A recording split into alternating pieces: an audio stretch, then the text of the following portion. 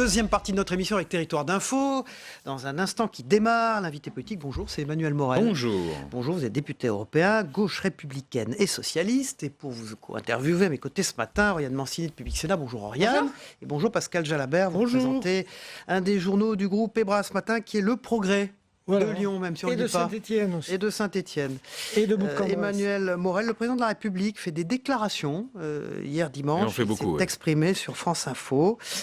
Sur la rétention des notes des copies du bac, il a notamment estimé qu'on ne peut pas prendre les enfants et leurs familles en otage. Qu'est-ce que vous pensez de cette parole ? Bon, déjà, il faut arrêter avec ce terme « otage », qui désigne quand même une réalité douloureuse, cruelle, qui ne reflète en rien ce qui se passe dans le monde enseignant.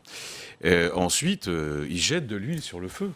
Et il n'est pas le seul, M. Blanquer aussi, parce que si on a une telle situation de pagaille, de chienlit même on pourrait dire, c'est en partie à cause de l'intransigeance du ministre qui depuis des mois et des mois ne veut pas entendre le message de souffrance du monde éducatif et qui se le prend dans le mur, quoi. Alors moi je suis navré pour les élèves, je suis navré pour les parents d'élèves, mais je pose la question... Ça vous était arrivé quand vous passiez le bac j'aurais été furieux évidemment, et je conçois qu'il le soit. Mais là moi je passe pas le bac, je fais de la politique, donc je prends un peu de recul et je constate que dans ce pays, il y a une série de crises sociales avec des gens qui sont réduits aux dernières extrémités pour exprimer leurs opinions. Enfin, regardez quand même, la semaine dernière, des soignants qui en sont à s'injecter de l'insuline, donc à mettre en péril leur vie pour alerter les pouvoirs publics. Mais pourquoi ? Parce qu'ils ont en face d'eux un gouvernement qui ne les entend pas et qui ne dialogue même pas avec eux. Le principal problème de la situation d'aujourd'hui, c'est l'absence totale de dialogue social. M. Macron avait cru bon de faire l'impasse sur les corps intermédiaires. Il avait même théorisé au moment de la présidentielle. Ses ministres ont appliqué ça à la lettre. M. Blanquer, depuis des mois, refuse de discuter vraiment avec les syndicats enseignants. Et on en est à cette situation de blocage total. Et donc, le gouvernement est responsable de cette pagaille et de cette chienlit. Encore une fois, évidemment, je le regrette infiniment pour les élèves et les parents qui doivent être très angoissés. Autre sujet qui concerne l'Union européenne, la Grèce législative anticipée hier. Alexis Tsipras, qui dirigeait le pays, a perdu ses législatives. C'est la droite qui l'a emporté. Syriza, le parti d'Alexis Tsipras, était proche de votre ligne. Est-ce que c'est la preuve que vos idées ne résistent pas à la réalité du pouvoir ? Non, pas du tout. D'abord, c'est très regrettable parce que c'est quand même le retour des vieilles familles. C'est le retour de le futur Premier ministre. C'est le choix du peuple grec. Oui, d'accord, mais ça n'empêche pas. Et c'est surtout le retour des oligarques qui avaient plongé la Grèce dans la crise au début des années 2010. Ensuite, M. Tsipras avait été mis dans une situation proprement intenable. Moi, je me souviens, parce que j'étais déjà député européen à l'époque, M. Tsipras plaidant sa cause devant les dirigeants du Parlement et de la Commission, il avait en face de lui des chefs d'État et de gouvernement complètement inflexibles qui lui ont proposé un choix qui est un choix tragique. C'est-à-dire, de toute façon, c'est soit vous appliquez un mémorandum qui socialement était extrêmement coûteux, soit de toute façon, c'est le saut dans l'inconnu absolu, puisque ça supposait la sortie de l'euro. Donc, la situation de la Grèce aujourd'hui, c'est la responsabilité de l'Union européenne, pas d'Alexis Tsipras ? Non, c'est la situation de 10-15 ans de politique grecque catastrophique et puis d'absence de réforme totale sur la fiscalité, sur la restructuration de la dette. M. Tsipras n'est en rien responsable de ça. Tsipras, il avait un flingue sur la tempe quand il est arrivé. Il a tenté d'alerter l'opinion européenne et ça n'a pas marché. Il avait en face de lui, vous s'en souvenez peut-être, une droite allemande très dure. Moi, je me souviens d'Alexis Tsipras humilié au Parlement européen par des députés de la droite allemande qui le traitaient vraiment d'abord comme un gamin et ensuite, y compris des ministres qui lui disaient « mais de toute façon, vous, la Grèce, c'est le farniente, la paresse et l'incapacité à gérer un pays ». Donc, il a hérité de ça. Il a quand même tenté des choses. Il a aussi appliqué un référendum qui était insupportable. Les Grecs lui reprochent d'avoir sacrifié les classes moyennes. Les Grecs lui reprochent surtout de ne pas avoir été capables, mais le pouvait-il, de sortir de cette situation intenable où il fallait appliquer un mémorandum qui était catastrophique, tout en essayant de tenir des promesses qu'ils n'arrivaient pas à mettre en œuvre. Ils ont quand même choisi le représentant d'une famille très libérale. Ah bah oui, ça je vous fais pas dire. Mitsosaki se promet des réformes, une réforme des retraites qui va un peu ressembler à celle qu'on va avoir. Il promet une politique de l'offre qui est celle mise en place par François Hollande puis Emmanuel Macron. Donc, ça ne vous aura pas échappé que c'est surtout une sanction. Non, mais finalement, ce sont des recettes qui sont approuvées par le peuple. Alors ça, je ne crois pas du tout. En Allemagne et en Grèce. Non, je ne crois pas du tout. Je crois qu'il a sanctionné Alexis Tsipras parce qu'il y a une énorme déception. L'élection de Syriza avait soulevé un espoir considérable. La Grèce était dans une situation pas facile, ruinée en grande partie, et les Grecs pensaient que Tsipras non seulement allait mettre en place son programme, mais allait bénéficier du soutien d'une opinion européenne qui serait un petit peu amène à son égard. C'est pas du tout ce qui a été le cas. Et comme la Grèce est un petit pays dans l'Union, elle n'a pas pu faire jouer le rapport de force, et donc on s'est retrouvé dans la situation dans laquelle on est aujourd'hui. Mais enfin, encore une fois, je ne pense pas que les Grecs plébiscitent le libéralisme, ils en ont été largement victimes. Autre sujet qui concerne toujours l'Union européenne, c'était la rentrée du Parlement européen la semaine dernière. Vous y étiez. Oui. Et c'était aussi des nouveaux visages à la tête de l'Union européenne, puisque les chefs d'État et de gouvernement ont procédé à des nominations au poste clé de cette Union européenne. Est-ce que vous saluez ces nominations et notamment le retour du poids du couple franco-allemand ? Je suppose que c'est le retour du poids franco-allemand, c'est surtout dorénavant, c'est comme avant. Parce qu'on parle du casting. D'ailleurs, je remarque que ce sont que des figures un peu périmées et controversées dans leur propre pays qu'on nomme à des postes quand même très importants. C'est le cas de la ministre de la Défense allemande qui est hyper impopulaire en Allemagne et qu'on juge bon de mettre présidente de la Commission. C'est le cas aussi. Christine Lagarde pour vous ? Christine Lagarde, elle est controversée parce qu'il y a quand même eu des affaires, on s'en souvient.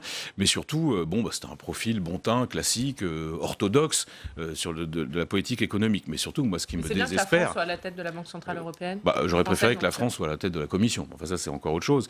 Parce que le poids de la France dans les institutions européennes est quand même très faible. Et on le voit aussi au Parlement européen, où moi, je trouve ça absolument dramatique et préoccupant. Mais c'est aussi de la faute des Français qui ne savent pas s'organiser depuis des années. Non, mais surtout, moi, ce qui me choque, on parle de casting, mais enfin, en matière de politique, il n'y a rien qui change. Au contraire, on continue comme si de rien n'était, alors qu'on sort d'un mandat, je peux vous le dire, où l'Europe n'a jamais été autant traversée par des crises profondes. De 2014 à 2019, c'était une crise tous les ans. La crise de la zone euro, le Brexit, c'est quand même pas rien, la crise dite migratoire, la montée de l'extrême droite à l'Est, une remise en cause des politiques menées, et finalement, c'est business as usual. Voilà. Et alors... C'est le résultat de l'élection. Non, le résultat de l'élection, ça c'est vous qui le dites. Ils sont la traduction politique. Oui, ils sont 3 au lieu de 2. C'est-à-dire qu'avant, il y avait... 3 au lieu de 2, c'est-à-dire avant, il y avait une sorte d'alliance et d'entente entre les sociodémocrates et les conservateurs. Maintenant, il y a les libéraux au milieu. Oui, c'était déjà le cas en réalité. Oui, mais la grande coalition au Parlement européen, elle intégrait déjà les libéraux, sauf qu'ils étaient un petit peu moins importants. Ils étaient moins nombreux et ils ont rogné des deux côtés. Oui, mais par exemple, donc du coup, oui, mais la gauche n'a pas progressé, l'extrême droite, pas tant que ça, finalement. Un peu quand même. Un peu quand même, mais pas... Je peux vous dire, quand vous les avez en face dans l'hémicycle, vous voyez la progression physique. Oui, mais pas à la hauteur de ce qu'elle espérait. Donc du coup... pourquoi changer, puisque la majorité des peuples européens... Pourquoi changer parce que tout va bien ? Non, mais pas. Mais c'est les électeurs qui l'ont dit, ils ont reconduit les mêmes. Je pense surtout que les électeurs, ils avaient un certain nombre d'aspirations qui ne seront pas satisfaites. Et en plus, moi je pointe du doigt l'hypocrisie incroyable de ceux qui aujourd'hui sont à la tête de l'Europe, qui pendant les élections avaient fait un certain nombre... Je vais prendre un exemple. On a passé 2 mois de campagne, y compris les macronistes, à dire « Nous, on veut une politique commerciale complètement différente, on ne fera pas de commerce avec des gens qui ne respectent pas les valeurs fondamentales que l'Union s'est reconnue, on n'intensifiera pas les échanges commerciaux parce que ça pose des problèmes écologiques. » Et qu'est-ce qu'on fait ? La semaine d'après les élections européennes, on signe le Mercosur et on signe l'accord donc l'accord de libre-échange avec les pays d'Amérique du Sud et on signe un accord avec le Vietnam. Donc vous voyez, cette hypocrisie, cette duplicité, c'est-à-dire la distorsion entre ce qu'on dit pendant les élections et ce qu'on dit une fois arrivé au pouvoir, elle détourne les gens de l'Europe. Emmanuel Morel, député européen, est notre invité politique ce matin. Tout à l'heure, avant que démarre l'émission, le générique de l'émission, vous me disiez, il parle trop, Emmanuel Macron. Alors, je reviens un peu sur ce qu'il a dit hier. Donc, le bac, on en a parlé, les cris homophobes et racistes dans les stades, les primes dans le foot, les déclarations d'Emmanuel Macron sont partout ce matin. Vous trouvez vraiment que c'est pas le rôle du président de la République de s'exprimer autant ? Non, mais c'était une boutade. Il parle beaucoup, en effet. Et puis même, il y a une pratique du pouvoir qui est un peu contestable. Là, monsieur représente le Progrès de Lyon et de Saint-Étienne. C'est quand même curieux, ce chef de l'État qui, officiellement, va dans des villes françaises pour essayer de régler le problème municipal. De Lyon hier soir. Oui, je rencontre monsieur Collomb hier, je rencontre monsieur Kimmelfeld aujourd'hui, puis demain, il ira peut-être à Paris, après-demain à Montpellier. C'est pas son rôle. Un chef d'État moderne, regardez Trump, tweet partout. Parce que vous pensez que Trump est un exemple. Non, je n'ai pas dit ça, mais les chefs d'État aujourd'hui communiquent autrement. Mais ça, oui, mais attendez, il y a une différence. Ça, c'est pas de la communication par rapport à l'intérêt général du pays. Là, c'est les petites Lui, il affaires. le pense. Là, c'est les petites affaires de La République En Marche dans la 3e ville de France. C'est très important, Lyon. Mais enfin, je suis pas sûr que ça nécessite qu'il mobilise 24 heures de son agenda. C'est très important, Lyon, Pascal Jalabert. Oui, c'est très important. Alors, puisqu'on vient au municipal, peut-on envisager des listes qui vont du Parti socialiste jusqu'aux Insoumis pour que la gauche ait une vraie représentation ? Bah, vous savez, le problème, c'est qu'il y aura autant de configurations que de villes, en réalité. Il y a des villes où, pour plein de raisons, il y aura une union de tout ce qu'on appelle la gauche. D'autres où ça ne sera pas possible, mais où ça se réunira au 2e tour. Bon, ça on verra au cas par cas, mais ce que je souhaite, c'est qu'on soit en capacité, d'abord, de ne pas laisser de villes à l'extrême droite, parce que c'est quand même une menace. Enfin, quand on regarde les élections européennes, aujourd'hui, c'est plausible. Il y a des villes, y compris des villes de 50 000, 60 000 habitants, qui peuvent passer au Rassemblement national, et puis aussi qu'on fasse barrage à La République En Marche. Qui est, on le voit avec le président d'ailleurs, a une stratégie coordonnée, offensive, et il faut résister. Et puis surtout, il y a des collectivités qui méritent que des politiques de gauche soient mises en œuvre. Donc, plus on peut réaliser le rassemblement, mieux c'est. Ce week-end, vous étiez au Festival des idées avec un certain nombre de personnalités de gauche. Yannick Jadot a dit qu'il n'excluait pas de faire des alliances avec la droite pour les municipales. Qu'est-ce que vous en pensez ? Oui, ça m'a un peu surpris, mais bah, écoutez, là pour le coup, je ne peux pas lui donner raison. Parce qu'encore, il dit qu'il faut être pragmatique. Ça, je suis d'accord, il faut être pragmatique, évidemment. Mais enfin, par exemple, lui se revendique de l'écologie. Comment on va faire de l'écologie avec des gens qui, quand même, ont une tradition productiviste, qui n'ont pas fait les preuves dans leur commune respectives de leur sensibilité à la protection de l'environnement? Là, il y a une contradiction, mais qui lui revient à lui. Moi, je ne commande pas. Comment vous l'expliquez ? C'est-à-dire qu'il pense à l'élection, il pense voix plutôt que fond, que programme ? Oui, alors c'est vrai, il y a sûrement la référence aux Verts allemands, c'est-à-dire... mais c'est une tradition ancienne chez les Verts allemands en réalité, hein. Ça ne date pas d'aujourd'hui. Ils sont libéraux, ils sont centristes. C'est pas qu'ils sont libéraux, c'est qu'ils considèrent que selon la situation et les circonstances, on peut s'allier avec la droite comme avec la gauche. Avec un succès quand même mitigé, hein. Moi, je ne le pense pas, même si je ne suis pas membre d'Europe Écologie Les Verts. J'espère, parce qu'il y a quand même une différence entre ce que dit M. Jadot, puis ce que dit le secrétaire national, M. Cormand, qui est connu pour son attachement quand même à une tradition politique, même s'il est très ouvert. On verra bien, de toute façon... je ne crois pas que l'avenir de l'écologie politique soit dans l'alliance avec la droite. Ça, je ne le crois pas. Au Festival des idées, je le disais, il y avait plusieurs personnalités de gauche. On a l'impression qu'à gauche, tout le monde veut le rassemblement, mais que ce rassemblement, il ne se fait pas. Pourquoi ? Enfin, là, c'était plus... une sorte de brainstorming, de remue-ménage, avec des gens qui se connaissent, qui échangent, qui ne sont pas d'accord sur tout, parce qu'on était loin d'être d'accord sur tout. C'était l'occasion de se parler, et puis d'afficher une volonté de dialogue. Et c'est déjà pas mal, compte tenu de l'état de la gauche, qui est quand même largement émietté. Après, on n'en est pas à la construction d'un programme d'intérêt général, ou d'une stratégie de rassemblement encore, mais de toute façon, vous voyez bien que, quand on regarde les résultats des élections européennes, il y a 3 blocs. Qui sont maintenant assez bien définis. Et il y a un moment, il faudra quand même qu'il y ait une union des forces populaires. Je sais pas comment ça... Moi, j'ai toujours pensé qu'il fallait œuvrer à la construction d'un nouveau front populaire. Pas seulement avec des partis politiques, mais aussi avec des syndicats, des associations, des forces citoyennes. Donc c'est ce pourquoi je me bats. Et vous êtes suivi à gauche ? Bah non, pour l'instant non, vous le voyez bien. Mais on est aussi dans la queue de comète de l'élection européenne où il y avait une telle dispersion, une telle concurrence que maintenant il faut retravailler à faire coaguler tout ça. Alors justement, en 2017, Jean-Luc Mélenchon a presque réussi cette coagulation. Oui, exactement. 20%. Mais bon, il est sur la scène politique depuis 30 ans, il est clivant. Doit-il se mettre en retrait pour permettre que ça recoagule ? Retrait, je ne sais pas ce que ça veut dire. Jean-Luc Mélenchon, il est actif dans la vie politique, il a son avis, et d'ailleurs c'est souvent un avis intéressant. Après, moi, ce que j'ai toujours considéré que, en effet, la campagne de 2017, c'était un modèle presque inégalé, où il avait su incarner à la fois une vraie tradition politique, celle de la gauche populaire, avec un peu le côté instituteur du peuple, et en même temps être toujours en avance sur un certain nombre de questions passionnantes. Donc moi, ce que je lui suggérerais, mais bon, c'est pas mon rôle, c'est qu'il fasse un tour de France, qu'il retourne... J'étais à Belfort avec lui pour la manifestation sur, vous savez, suite au plan social à General Electric. Bien sûr. Ce qui était fascinant, d'abord, c'est de mesurer à quel point il était attendu par les gens, sollicité par les gens, et on voyait quand même quelqu'un qui avait pas seulement de la notoriété, mais qui avait une forme d'affection populaire, qui s'exprimait à son endroit. Je pense que c'est sa place aussi d'être dans les mouvements sociaux, dans les luttes, d'apporter un soutien pour construire des rapports de force. C'est un recours C'est un recours pour les gens?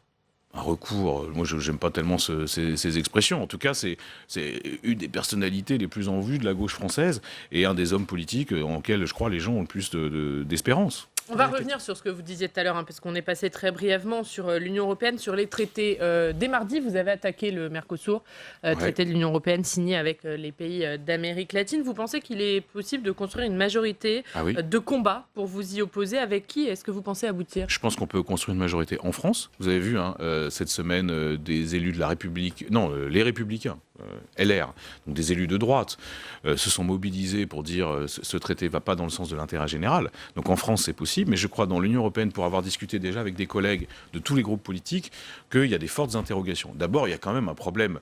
Il y a déjà un problème politique, c'est que, comme je le disais, l'Union européenne avait dit on ne signera pas d'accord de libre-échange avec des pays qui ne respectent pas un certain nombre de nos valeurs fondamentales. M. Bolsonaro, outre le fait qu'il met en place une politique discriminatoire par rapport aux peuples autochtones, aux minorités sexuelles, a déclaré hier, mais moi je ne suis pas contre le travail des enfants. Mais c'est quand même compliqué. On dit qu'il faut faire appliquer les normes de l'OIT, l'Organisation internationale du travail, et en même temps on s'apprête à signer un accord avec ce monsieur. Ensuite, il y a un problème écologique. Quand on voit l'état de la déforestation au Brésil, de la façon de produire et d'élever dans un pays comme l'Argentine, c'est quand même largement éloigné du modèle européen. Et enfin, j'insiste là-dessus, en Europe, on dit, entre collègues, on dit c'est un accord viande contre voiture. Donc c'est super pour les voitures européennes, mais pour l'agriculture européenne, c'est très préoccupant. Quand on voit les tonnages, c'est très important. Et j'ajoute une dernière chose, mais même pour les Sud-Américains, c'est problématique, parce que si on va au bout de cet accord, ça veut dire que eux, on les incite à abandonner leur politique industrielle, qui était quand même un peu balbutiante, et à revenir à l'économie primaire. Donc c'est vraiment un accord perdant. Emmanuel Morel, je voudrais un mot de vous sur Raymond Barre, l'ancien Premier ministre décédé. Vous savez qu'on a découvert un compte suisse garni de 11 millions de francs suisses, c'est 6,8 millions d'euros. Une enquête pénale a été ouverte par le parquet national financier. Ses héritiers sont concernés. On parle de fonds secrets qui proviendraient de Matignon à l'issue de l'élection présidentielle de 81, perdue par Valéry Giscard d'Estaing. Est-ce que vous ne pensez pas que ce genre d'affaires alimente la méfiance, la défiance envers toute la classe politique? On ne peut plus croire dans les hommes politiques quand on lit ce genre de... Alors, franchement, d'abord, je n'avais pas suivi cette affaire. Et ensuite, on parle d'une autre époque. On parle d'une époque où, en effet, il y avait des fonds secrets dans les ministères et où peut-être les hommes politiques... C'est Lionel Jospin qui y a mis fin. Oui, tout à fait, je m'en souviens très bien. C'était en 1997. Et il a eu raison. Bon, c'est un autre monde, je ne sais pas si ça doit faire un débat. Et en tout cas, ce qui est sûr, c'est que, je peux vous dire, contrairement à ce qui circule parfois, c'est que les hommes politiques sont de plus en plus transparents et pour l'immense majorité d'entre eux, intègres. Merci beaucoup Emmanuel Morel, député européen, gauche républicaine et socialiste. Merci à vous et bonne journée.